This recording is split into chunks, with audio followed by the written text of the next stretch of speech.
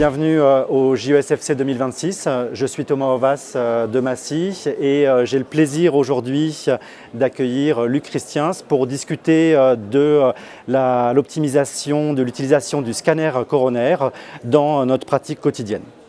Alors Luc, on en a parlé aujourd'hui, mais j'aimerais que tu me redises pour toi quelles sont aujourd'hui les indications de l'utilisation du coroscanner. Alors, pour parler simplement de l'utilisation du coroscanner dans le syndrome coronaire chronique, c'est une indication de première catégorie où effectivement c'est recommandé par la Société européenne de cardiologie pour toutes les suspicions de syndrome coronaire chronique de faible ou moyenne probabilité pré-test, comme on a pu le voir avec les techniques habituelles de caractérisation des patients.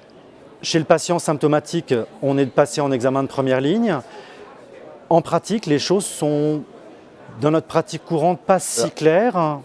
Les symptômes, les patients asymptomatiques, qu'est-ce que tu en penses? Alors, dans les patients symptomatiques, il y a les patients évidemment avec douleur probable angineuse.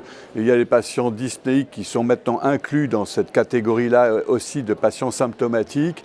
Et on sait que dans ce cadre-là, comme la probabilité pré-test faible et intermédiaire pour un examen scanner qui a une haute résolution pour écarter la présence d'une maladie coronaire sous-jacente, c'est un examen de première intention.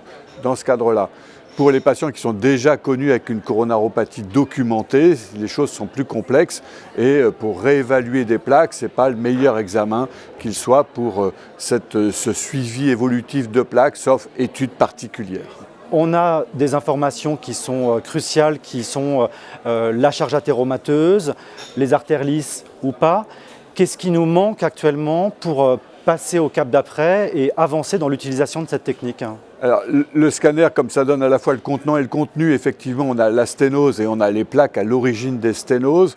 On a la charge athéromateuse qui est mono, bi, tritronculaire, qui atteint du tronc commun ou pas. Et puis, il y a la caractérisation des plaques, avec des plaques qui sont dites plutôt à risque ou plutôt moins à risque.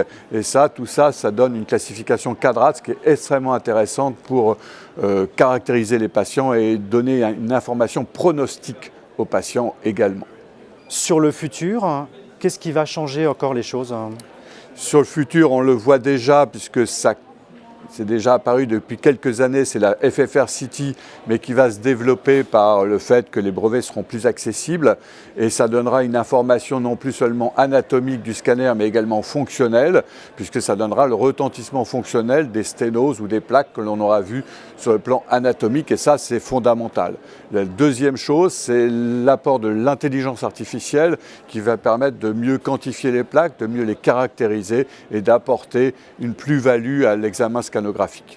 Merci Luc. Je crois que les messages clés à retenir, c'est que le scanner est devenu un examen de première intention dans la prise en charge de nos patients, qui permet une stratification, une prise en charge adaptée à la carte pour chaque patient, que bien sûr l'histoire est en cours, qu'on attend d'autres études sur des populations larges, de patients asymptomatiques, avec des machines de dernière génération, et que l'IA, l'apport fonctionnel, va permettre de passer encore un cap avec cette technologie du futur. Merci beaucoup. Merci.